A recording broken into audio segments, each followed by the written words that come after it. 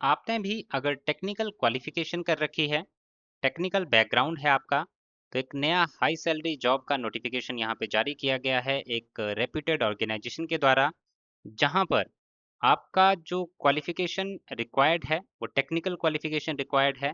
High salary आपको यहाँ मिलेगी। नंबर ऑफ वैकेंसीज अच्छी खासी हैं। एज क्राइटेरिया भी एक लिमिट का जो है, इसमें काफ़ी कैंडिडेट अप्लाई कर सकते हैं। और एक अच्छी अपॉर्चुनिटी आपके लिए आ चुकी है। आज की इस वीडियो में आपको बताऊंगा क्या एलिजिबिलिटी क्राइटेरिया इसमें रखा गया है, कैसे आवेदन करना है, क्या इंपॉर्टेंट डेट्स रहेंगी और क्या इसमें सिलेक्शन प्रोसेस को फॉलो किया जाएगा। तो सबसे पहले यहाँ पे बात कर लेते हैं ऑर्गेनाइजेशन कौन सी है। ऑर्गेनाइजेशन का नाम है, काफ़ी रेप्यूटेड ऑर्गेनाइजेशन है, इंजीनियर्स इंडिया लिमिटेड, जो कि भारत सरकार की एक ऑर्गेनाइजेशन है, भारत सरकार के अंडर काम करती है। और गवर्नमेंट ऑर्गेनाइजेशन में ये गवर्नमेंट जो वैकेंसीज हैं इनका नोटिफिकेशन यहाँ पे जारी किया गया है। और इसमें सबसे पहली जो पोस्ट है वो है एसोसिएट इंजीनियर ग्रेड 2 प्रोसेस की।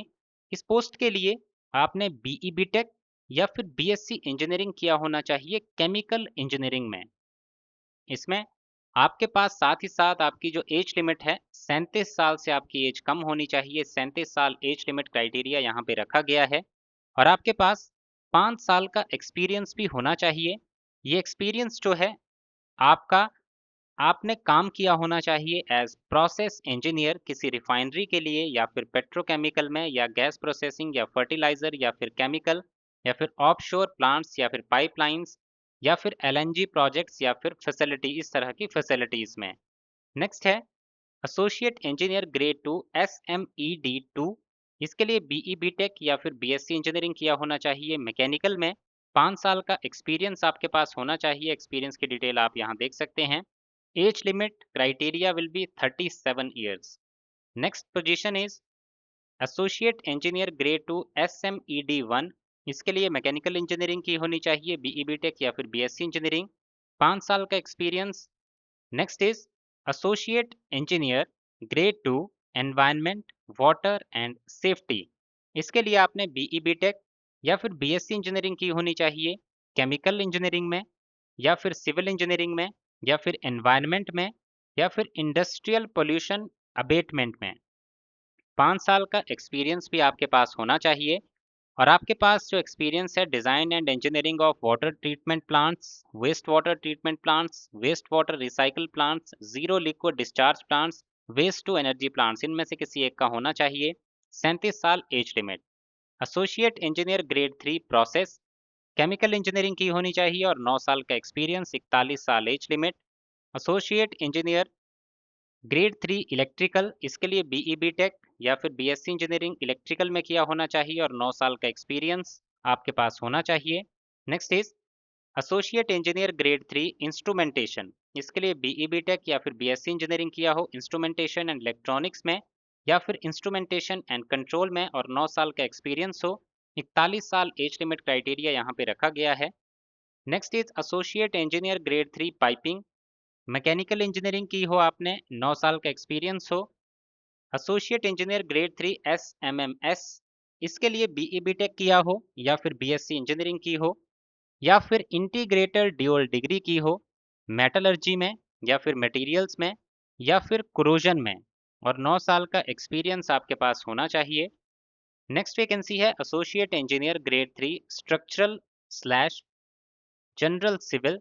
इसके लिए बीई बीटेक या बीएससी इंजीनियरिंग की हो सिविल इंजीनियरिंग में और 9 साल का आपके पास एक्सपीरियंस होना चाहिए। 41 साल एज लिमिट क्राइटेरिया इसमें रखा गया है। प्लेस ऑफ पोस्टिंग की बात करें तो प्लेस ऑफ पोस्टिंग जो आपका रहेगा वो रहेगा नेशनल कैपिटल रीजन में, एनसीआर में आपका प्लेस ऑफ पोस्टिंग रहेगा।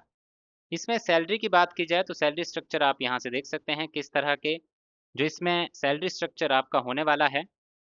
अगर आप एक्स कैटेगरी सिटी में प्लेस होते हैं तो आपकी स्टार्टिंग सैलरी 96,000 से शुरू होगी। और अगर आप एसोसिएट इंजीनियर ग्रेड 2 के लिए अप्लाई कर रहे हैं तो 80,000 से आपकी सैलरी की शुरुआत होगी। इसमें सारे बेनिफिट्स जो हैं आपको दिए जाएंगे जो गवर्नमेंट ऑफ इंडिया के अंतर्गत दिए जाते हैं, क्योंकि गवर्नमेंट ऑफ इंडिया के अंतर्गत आप यहाँ पे रिक्रूट होंगे। बात करें सिलेक्शन प्रोसेस की तो पहले तो आपके एप्लीकेशंस को यहाँ पे स्क्रीन किया जाएगा, उसके बाद इंटरव्यू आपका कंडक्ट होगा और इंटरव्यू के माध्यम से आपका फाइनल सिलेक्शन यहाँ पे किया जाएगा।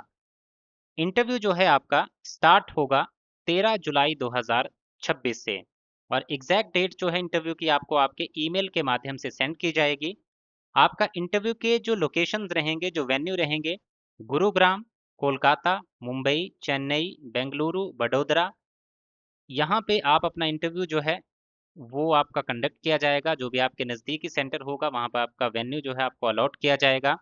और जिस दिन आपका इंटरव्यू कंडक्ट होगा, इंटरव्यू जो है आपके सुबह से लेके शाम के 8 बजे तक कंडक्ट किए जाएंगे। जिस दिन आपका इंटरव्यू कंडक्ट होना होगा उस दिन आपको अपने सारे डॉक्यूमेंट्स की सेल्फ अटेस्टेड फोटोकॉपीज लेके आनी है और अपने ओरिजिनल डॉक्यूमेंट्स को लेके आना है, ताकि आपका जो डॉक्यूमेंट वेरिफिकेशन होगी उसमें आपका कोई भी डॉक्यूमेंट मिस ना हो पाए। अब अप्लाई कैसे करना है, तो ऑनलाइन माध्यम से आपको अप्लाई करना होगा engineersindia.com की वेबसाइट पे जाके।